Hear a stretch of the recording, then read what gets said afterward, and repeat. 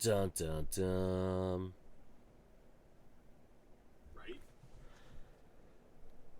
Anyway, how are you doing today? I'm good. How you doing, huh? I'm all right. You know, very, very all right, I guess. Okay, fair enough. Fair enough, indeed. Uh,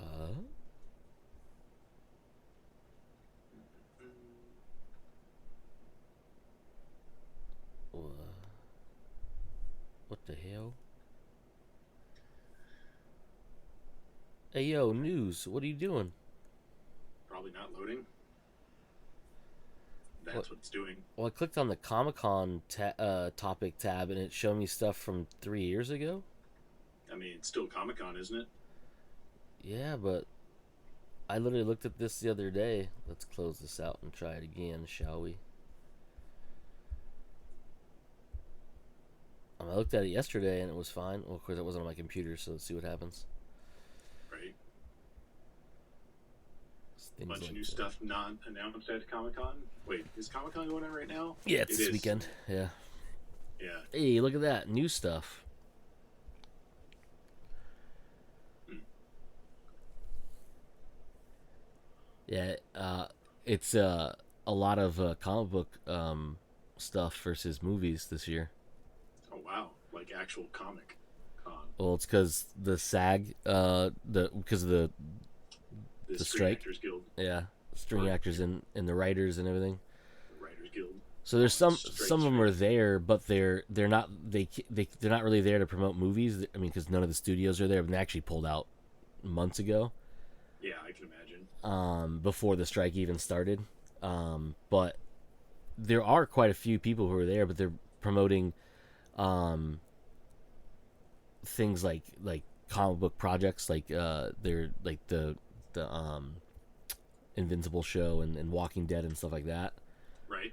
Um, which is weird that they're doing it, but also I understand why, because obviously, like, there's they need to promote some stuff, but it's just weird because like it seems like they probably shouldn't be there doing that. Because they're on strike right now. Yeah, and you're not supposed to do any like business stuff, Yeah, but whatever. they can do what they want. I mean, they can. There's you know solidarity or something. Well, they do have tons of solidarity, I'm sure. Yeah, it's weird too because like because of all the studios pulling out of Comic Con months ago, like Hall H has been like devoid of anything. Yeah, I guess it would be because that pretty much only ever held movie stuff, or the big stuff, which usually is movie stuff. Yeah, yeah. Huh. It was funny because I had this thought that only a few people would really understand. But I wanted to get a picture of the Hall H sign and drape and make it look like a Spirit Halloween store sign was draped over it. That's funny. A select few would understand. Right. Paul H brought to you by Spirit Halloween. Yeah, And they actually put like Halloween stuff up in there. it'd be rad. Right. And it's funny too because Spirit Halloween was actually doing a thing with Comic Con Really. where they were basically had a bunch of people doing cosplay, but in like Spirit Halloween out like costumes. Okay. But it was like obviously they don't have a lot of like. I mean, they have some copyrighted stuff at Spirit Halloween, but a lot of it is like sexy vampire or vampire or whatever, right? Yeah. Right. So it was like a lot of those where it was just like it was close to a copyrighted character, but like not a copyrighted character. Yes. I thought it was pretty funny. That is pretty funny.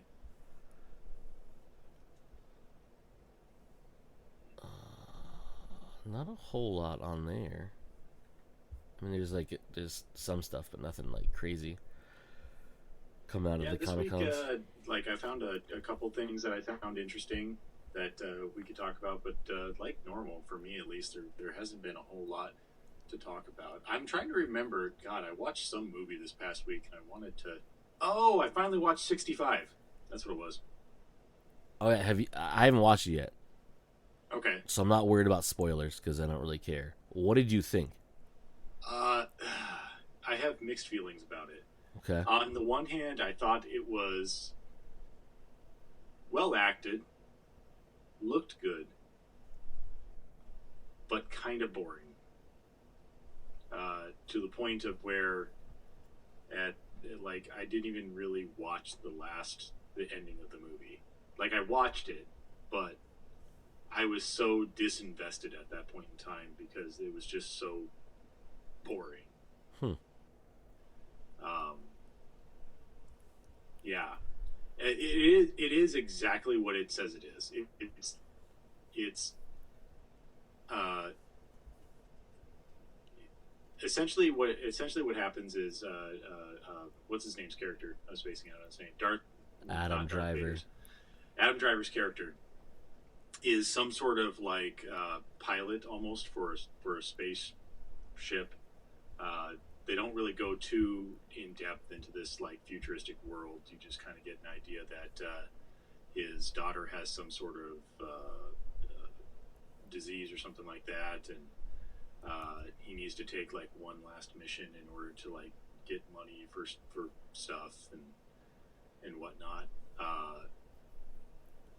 And he will be gone for basically a long time. If I recall right, there's something even to the point of his wife saying, "Hey, I won't be here when you get back because of the way space travel works is the way I understand it. Basically they put people into suspended animation and they just haul ass to wherever they're going.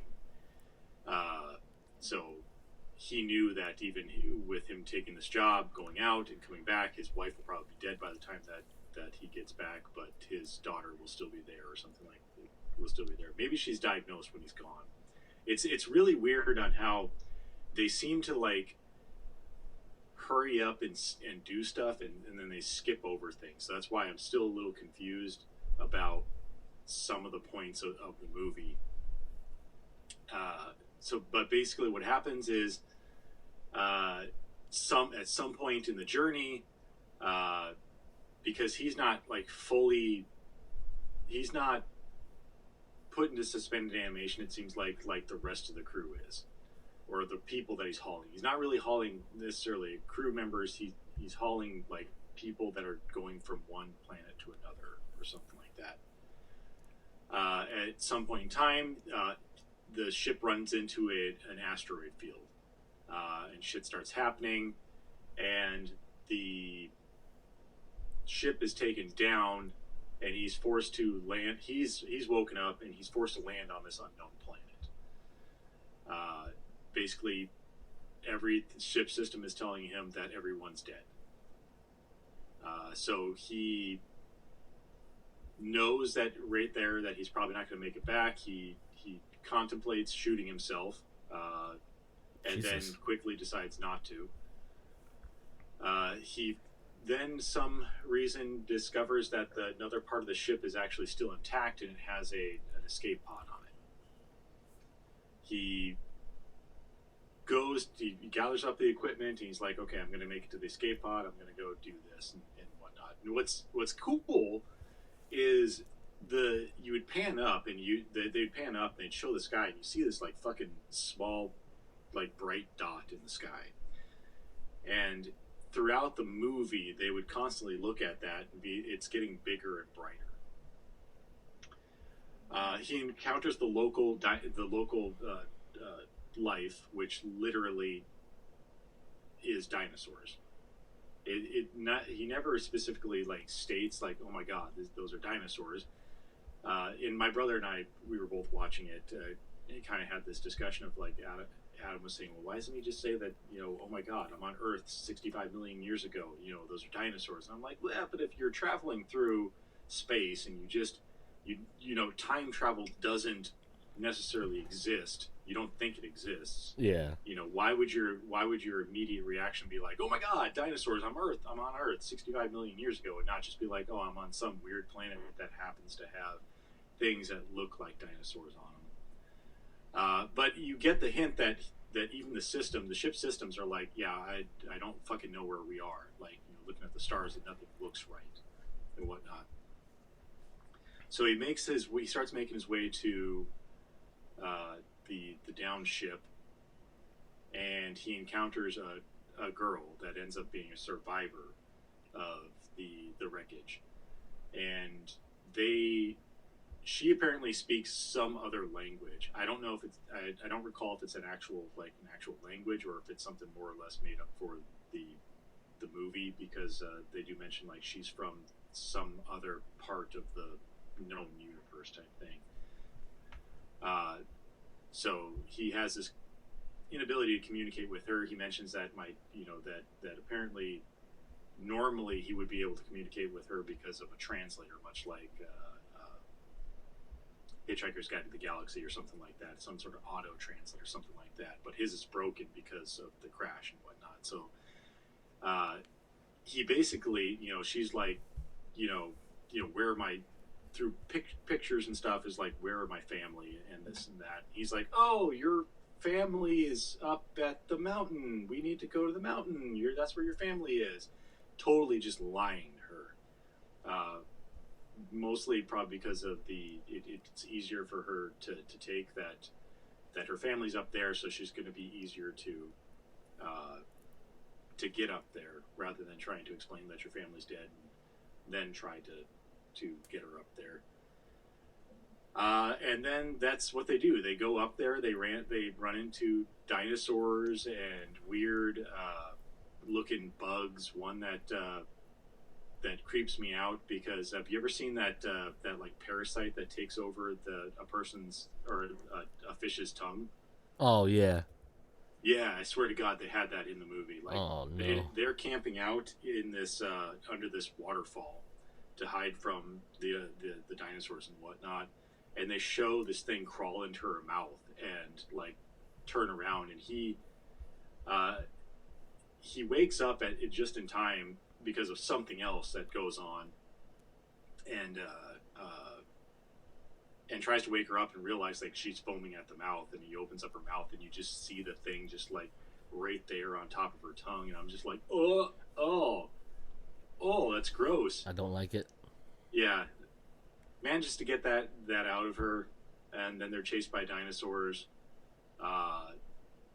chased by more dinosaurs, and then they finally get to the wreckage. She finds out that her parents aren't actually there. More dinosaurs happen, and then they get off the planet before the asteroid hits. Okay. And that was the movie. Like, and that's what I mean. Like, I have no enthusiasm for it because that was the movie. There was no explanation of like them actually traveling back in time or anything like that. There was no. And I'm not saying any of that's bad. Like, I'm the type of person that's like, I do like the fact that they don't have to sit there and explain things to you. They don't have to give you a solid answer on things. Did you time travel forward or backward, this or that? No one really knows. But it just felt like there were so many things that were glossed over. You get snippets of messages that his daughter has sent, and that's why I'm saying, like, I don't understand. Apparently she develops, I guess, like some sort of cancer. She's slowly dying of cancer, but he's getting all of these messages from her. Like, there's just like a stack of futuristic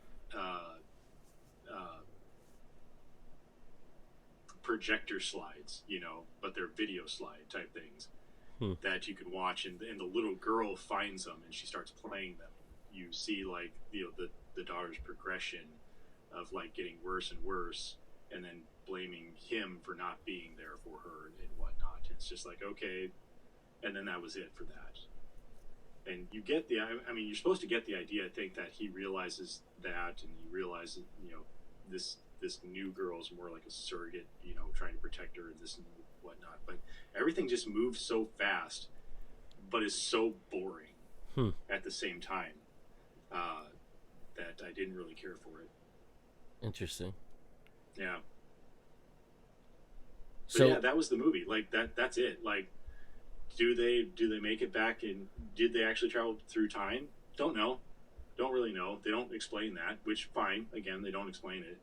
The last scene of the movie is them flying up straight into space before the asteroid hits.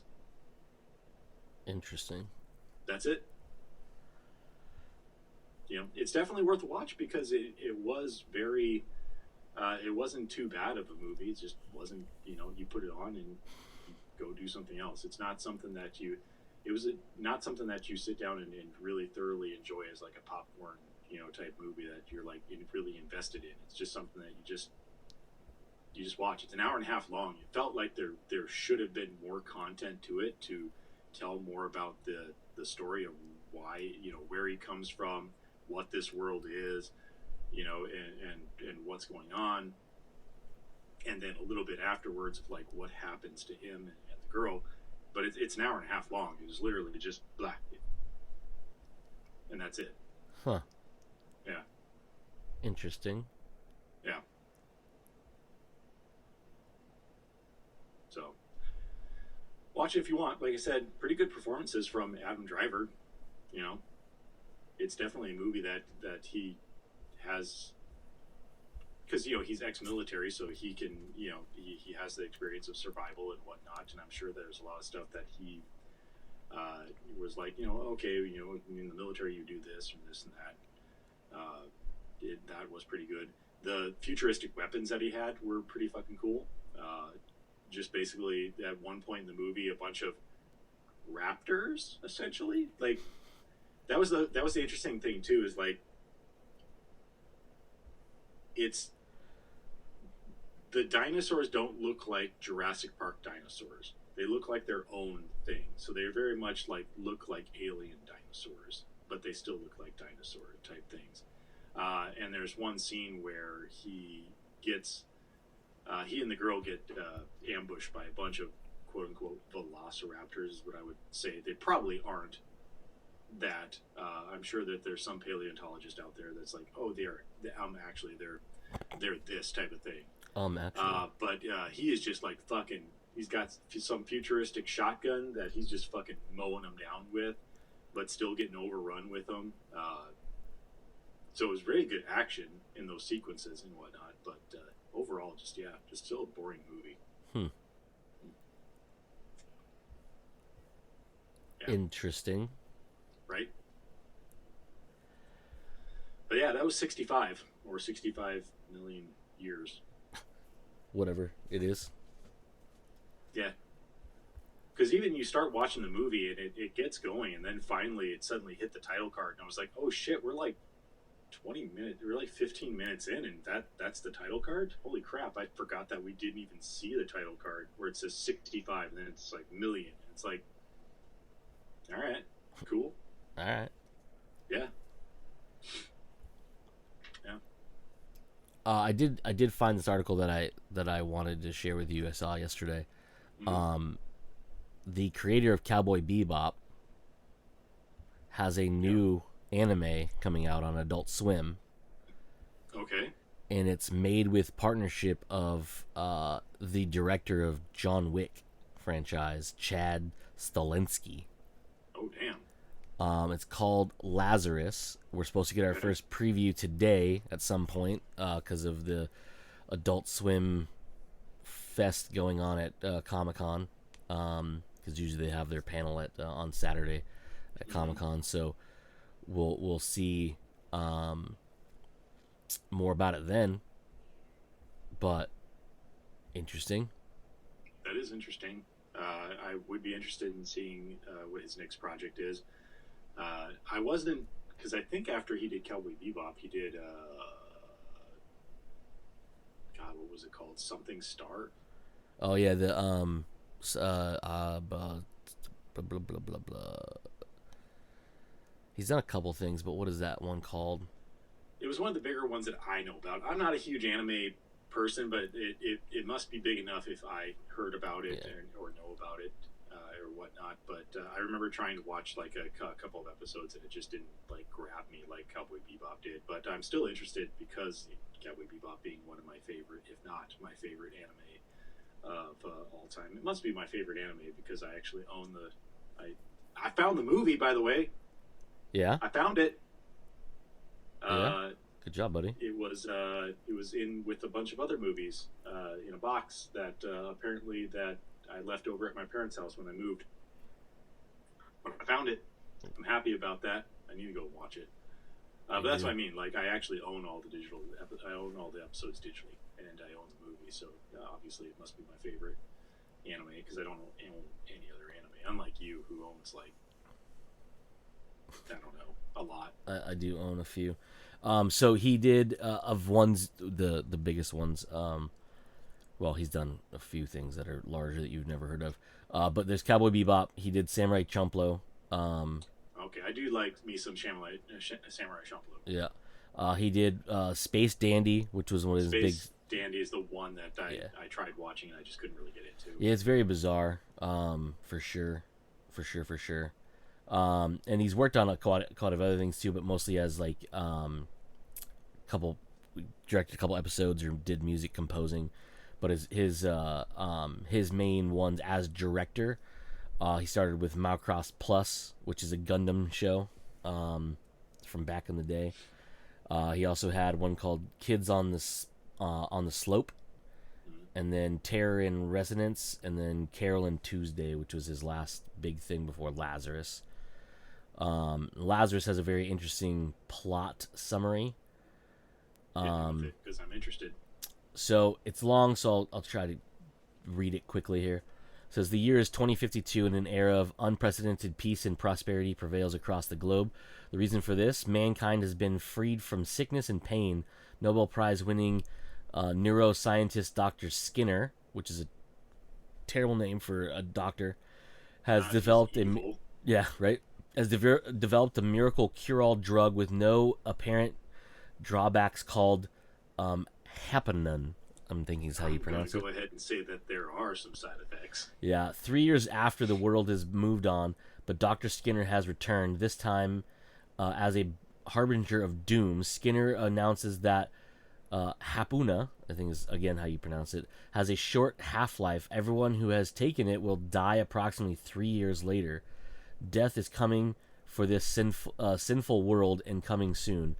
As a response to the threat, a special task force of 5 agents is gathering from across the world to save humanity from Skinner's plan. The group is called Lazarus. Can they find Skinner and develop a vaccine before time runs out? That's actually a pretty interesting plot. It's very interesting.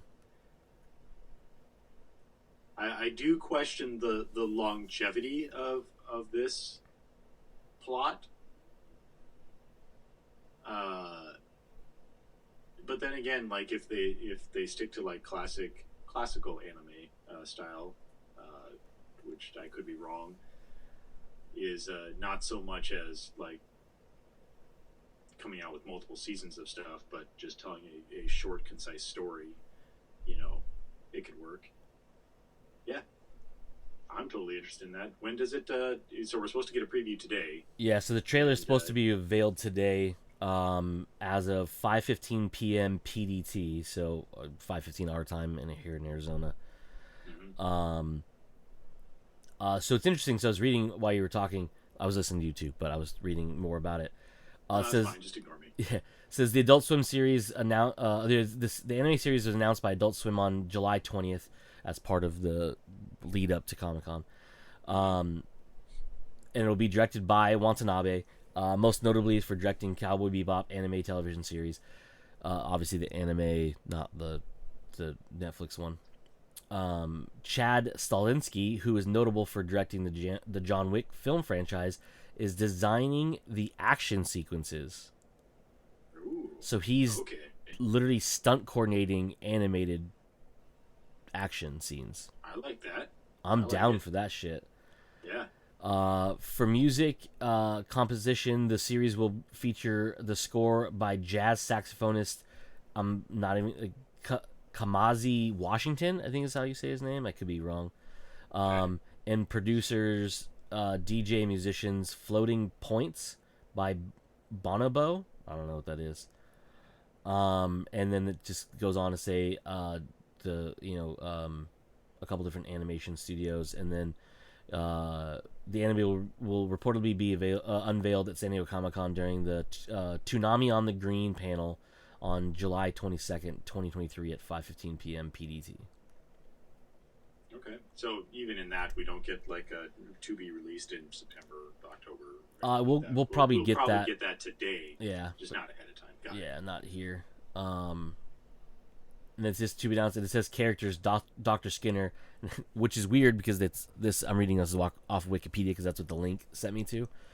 Because the synopsis here was very much more vague on here, so it says full synopsis here. So I clicked on it and it brought me to Wikipedia.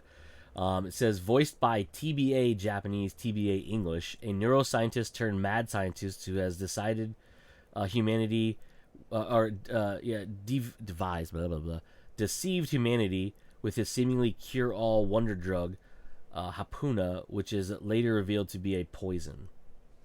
So, that's the other synopsis, which is different than what's on here, but different. It's more of an slimmed down synopsis plot there.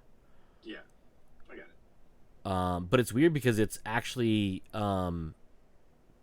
produced for Adult Swim's Toonami. Yeah, I wonder. No, I was going to say this is their. I think this would be their first produced one, but it's not. I believe Big O was their first produced anime. Yeah, it's wild, dude. Because the studio who's doing this is MAPPA or MAPPA, I think people pronounce it, but it's actually just an acronym.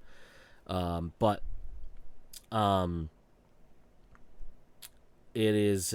They are a very well established company. I mean, they've done Attack on Titan, Chainsaw Man. I mean, they've got a bunch of stuff. Going now. Yeah, they've even worked with him before on like Terror and Resonance. Okay. So that's kind of interesting. And then Sola Entertainment, which is the company who they've done a lot of things. But they've done like Evangeline, they've done Ultraman, Ghost in the Shell. They did a couple films, animated films, obviously, not live action films. But yeah, interesting. Well, you list a lot of stuff that I know there, and some of the stuff that I really like. So yeah. Oh, this is gonna be 13 episodes. Is what it says on Wikipedia. Like just first season, or that could be just 13 episodes period. Yeah, I could see it being more of like a one shot. Well, not one shot, obviously 13 episodes, but like a one and done type thing. But that's what I'm saying. That's what that story kind of alludes to, and it sounds very much like there's a show on TV that my brother and my mom really like. It has Kiefer Sutherland in it. It's not 24, but whatever is something is Inside Man or something like that, whatever it is running right now. And I remember my brother describing the plot to me of what the first season was, something about some dude who basically he's a terrorist, and the whole first season is about desperately trying to find him, and then they find him and they capture him, and it's like, okay, now season 2, and it's like my brother was like, well, wait, that's what the show was about, was trying to find this dude, and you captured him. Was it, though? Then what do you do from here? And that's what I'm getting. That's what I'm saying is like... is that Rabbit Hole? That doesn't sound right. No? Okay. No. But anyway, that sounds like the same idea. It's like, you have this great idea. I just hope that you have like a solid arc of like, this is what we're doing, and then we're done. We're not going to try and stretch it out to any other thing beyond what it actually is, type thing. So if it's 13 episodes and done, and it's a nice, solid, tight story, I'd enjoy that. Enjoyed it very much. Me too. And the logo, which just went massively on my screen here for some strange reason, is pretty Cowboy Bebop styled. Um, Which is pretty cool and pretty interesting because you mentioned that one of the people that are involved in musically is a saxophonist. Uh, so it'd be interesting to hear what the music is that they're going with. yeah, because music's always been his one of his big things in his shows. Mm-hmm. Obviously, Cowboy Bebop. Was literally tied to different types of jazz and music. Yep. And then like Dandy was the same thing, but it was more like rock inspired, Mm-hmm. very David Bowie type things. And then Samurai Champloo was hip hop inspired, highly Yep. hip hop inspired. Highly.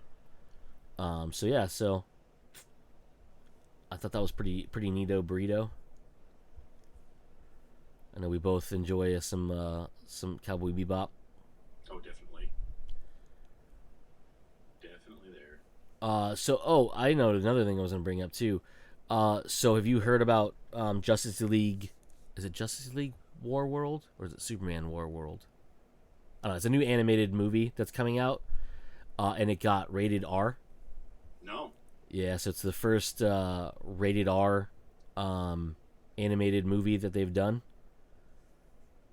Okay. and it's rated R because of violence and language apparently. That must be pretty fucking violent in order for it to get rated R. Yeah. And then it makes me wonder, what is it following an actual comic storyline, or is this going to be its own thing? It is. I was trying to find it again, but I don't. I read so many articles the last like few days, Mm-hmm. just trying like obviously keep up on con stuff and as well as just looking at stuff to talk about. Mm-hmm. Let's see if I can find the thing about it again. It's set to premiere at Comic-Con. I knew that already. It's called Justice League War World.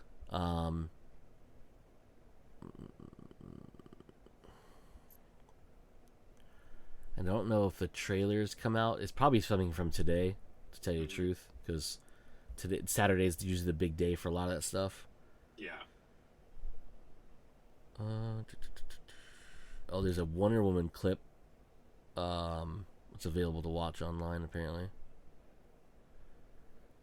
Like, in order for this to get rated R, I do wonder how much violence. Like, all the animated shows have violence in them, so you must be showing like a lot more blood and gore and whatnot. And maybe, I don't know, maybe Superman drops a couple of f bombs in it. That'd be hilarious. I'd Yeah. watch it for that. To watch Superman throw f bombs around. Yeah. Uh, I'm guessing it's gonna be on Max because that's where most of that shit lands. It says here it's gonna be on physical media. Satisfying adult DC Comics customers. More about just.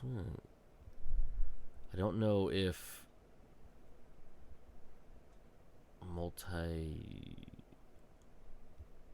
multiversal. I'm trying to see if there's anything that mentions what it's based on. This is a different article that I found. This is one from Screen Rant Mm-hmm. from yesterday.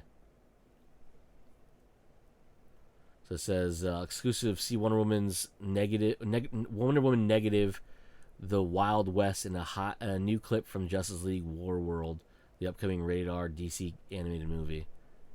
Has Jonah Hex in it because I can see him on. World negative. Yeah, so there's this. I'm trying to remember what it's called. It's got a weird name. Oh, Troy Baker! What a shocker! Oh, look at that, John DiMaggio. That's not a shocker. No, Frank Grillo. Holy shit! That's a shocker. A little bit.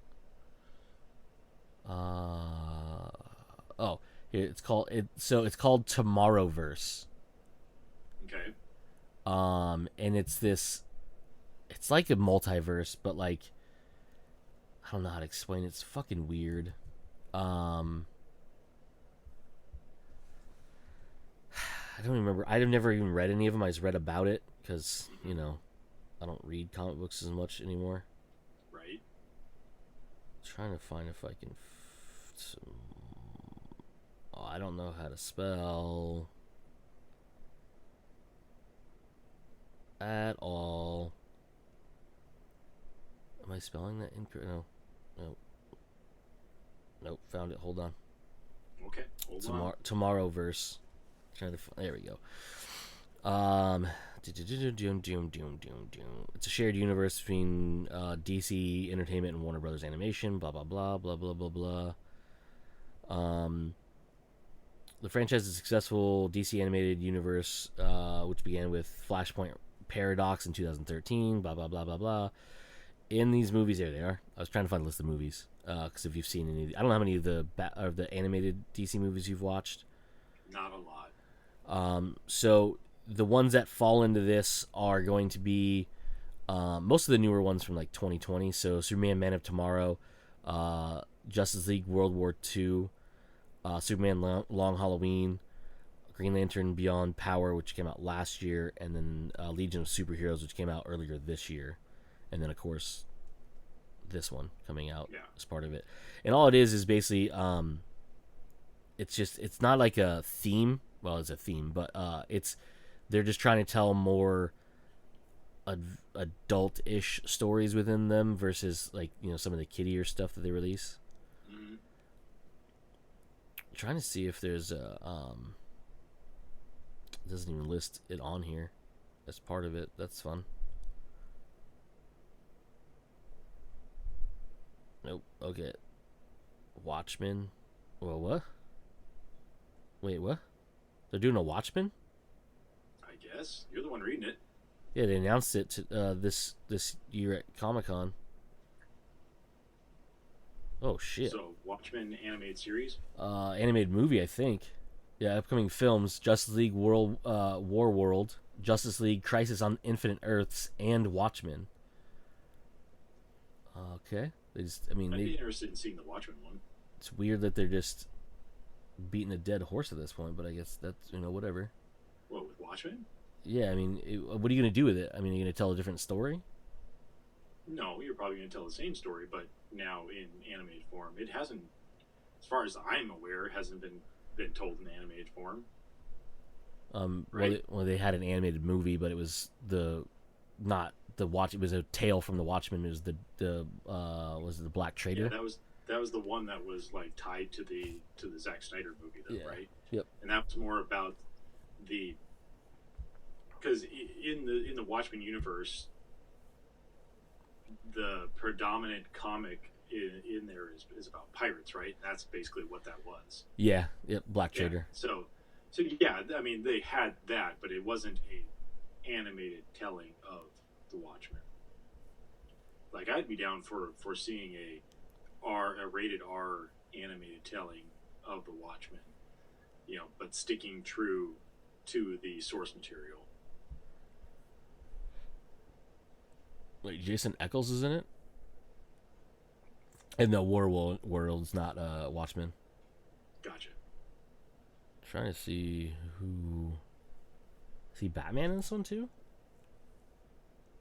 Because he was Batman in one of the other movies, wasn't he? I want to say you're correct, but like I said, I don't really watch those things. The Tomorrowverse expands with Justice League, War World. Yeah, I realize that. Yeah, it's Batman. Cool.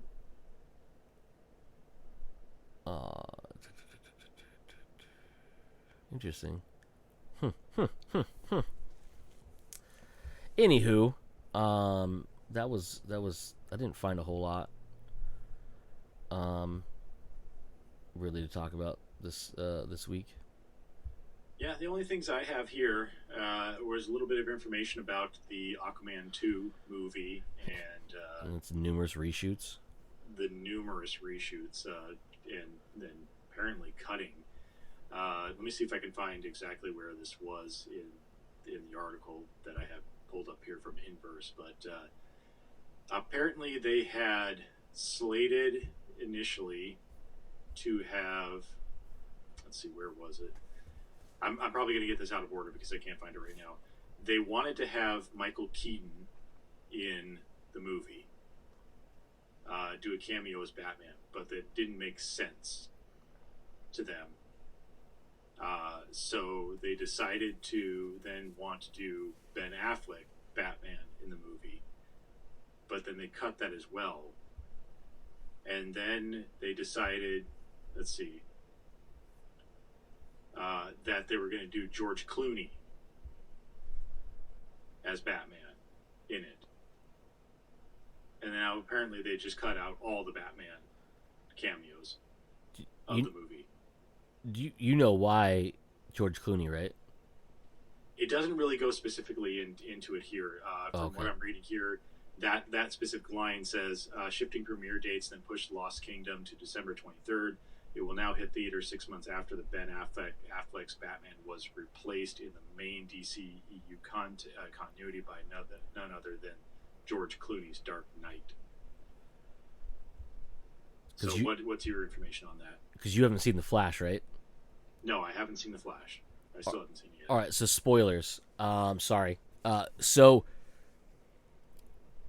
obviously you know it's a take on Flashpoint, right? Yes. Okay. Yeah. So as it goes through the whole thing, he goes through time, tries to save his mom. Mm-hmm. Things go awry.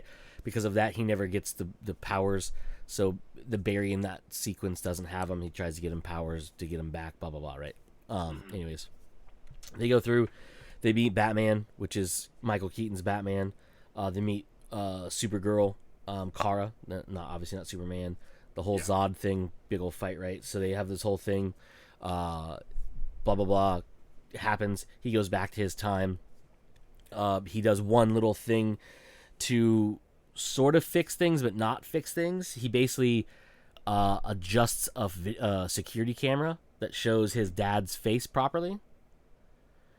And when they get the footage, Batman uses his advanced computer technology to fix the kind of corrupted file, and then you can visually see that his dad is there at the store in the time of the murder. So his dad gets exonerated of the murder of his mother.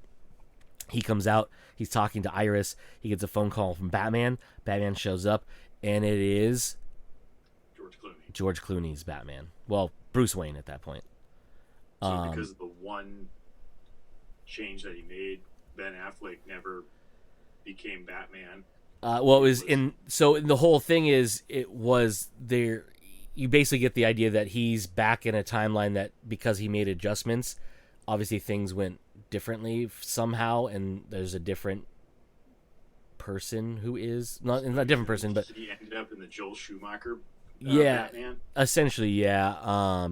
And then and then the after credit sequence is Barry telling the story of his adventures through the multiverse with somebody, and it turns out to be a drunk Aquaman. Mm-hmm. So they would just obviously tie together because now they're establishing the fact that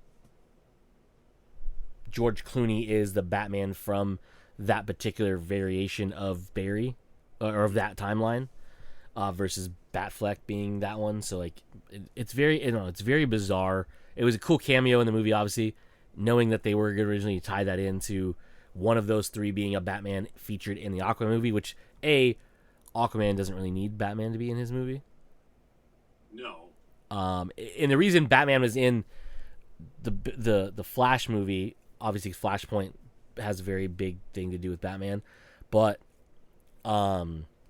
he was more of the moral compass for Barry in that movie. And then obviously the other cameos, which you also probably don't know about either, happened throughout as well for other DC heroes through the past, I should say, variations of them. But Aquaman doesn't need a Batman. You know what I mean? Barry is newish at being a superhero, and he's kind of like teaming up with Batman for certain things. And then obviously he needs Batman's help. He thinks he needs Batman's help to find Superman and things like that. And the Flashpoint story, but or the Flashpoint points of the story, not Flashpoint, because Superman had nothing to do with Flashpoint. So it would make sense so it does make sense knowing that that they were going to tie things into a greater world, which again is something that I really do I do like. That again, DC did seem always to do better than Marvel does, but apparently they just cut it all. Yeah, because you're right. Like the amount of reshoots that they've been doing with this movie, which even this article says is like way more than really any big budget movie usually does, which makes me a little fearful that it's had a lot of problems with story and whatnot. That it sounds like it's not going to be a great movie, to be honest. yeah, it sucks because it's like the last because even now Blue Beetle, which is coming out in August, right? August. It's close. If it's not August, it's close. I think it's August. Is getting shit on for projections for box office. Yeah, I saw. I think it was projected. It's projected to make like between 12 to 17 million on opening weekend. Yeah, which is abysmal. Yeah, well, because Barbie just made 22 million on Thursday. Yeah, right. So I mean, that should tell you how much the analysts have faith in Blue Beetle being a thing. Yeah. And it just sucks because like that's kind of supposed to be the tip off, like kind of the beginning ish of the DCU. Obviously, we don't know how much it ties in because like it was made before James Gunn was involved for the most part. But like it just sucks because like Blue Beetle could be pretty cool in its own right. Like the trailers, I think they look awesome. It definitely could have been that type of movie that it's a character not a whole lot of people know about, so they don't have this like rabid fan base for already, so they can't sit there and go, Superman's too dark or blah blah blah blah blah. It's a character a lot of people really don't know.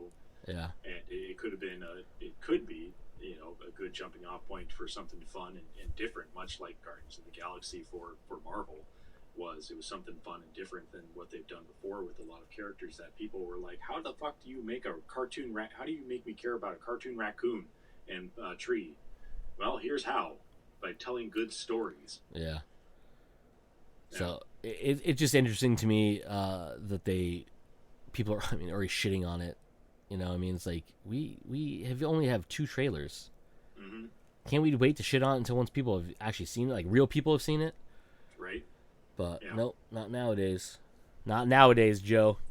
Knee-jerk reactions are everything on YouTube. You gotta have you gotta take a 2 to 5 minute trailer and make a half-hour video about every little thing about it and why the movie's gonna suck because of it. Exactly. That's what you gotta do these days.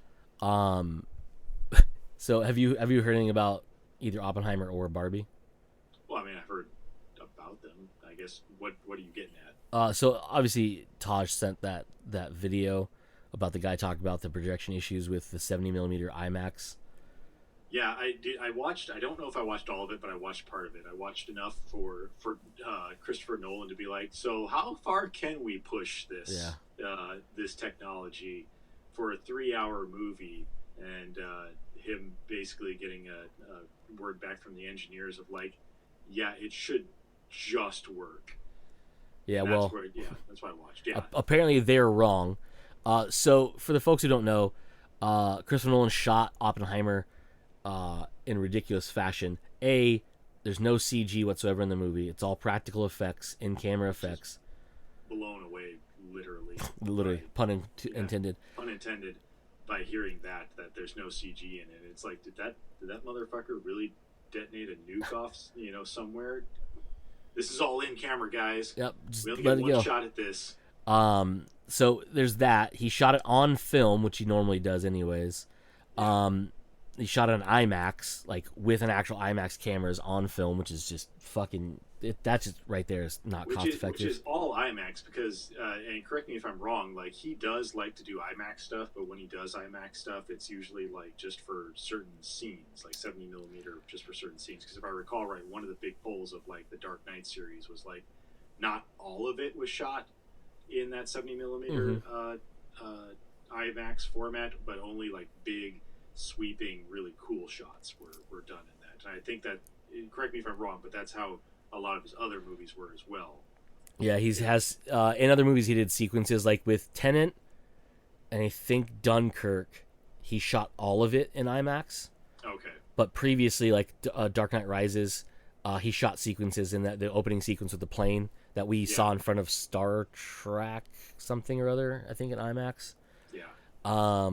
And then of course sequences in both Batman Begins and Dark Knight were shot on IMAX cameras, and it's cool because if I remember correctly, for I think Batman Begins and Dark Knight, I don't remember if it was Dark Knight Rises, and I think actually Inception he had some too. Anyways, because he was shooting IMAX and he needed instead of wanting to like cut it down digitally, he actually had a 2 camera rig running for those scenes. So when he shot them with a 2 camera rig, a regular So you'd have 35 an millimeter. IMAX camera, and then you'd have a regular camera. Yep. That makes sense of how he'd be able to get that transition from one to the other. Yep. So that when he did the editing, he could edit in the 35 or edit out the 35 millimeter for the IMAX and still have the same sequence happening without the sequence being different without it. Because a lot of those are action sequences you don't want to, and he's very big on real explosions, so he doesn't want to CG that. He bolsters it with CG. He's even said that before, because like there's things you can't do with human beings near explosions. Right. Right. Yeah. I mean, come on. So he would do that, and he would have the exact same shot with both cameras. It was pretty interesting, things like that. So pretty neato burrito there. But yeah, so it's breaking cameras because it overheats them apparently. That makes sense. Yeah, wild. And then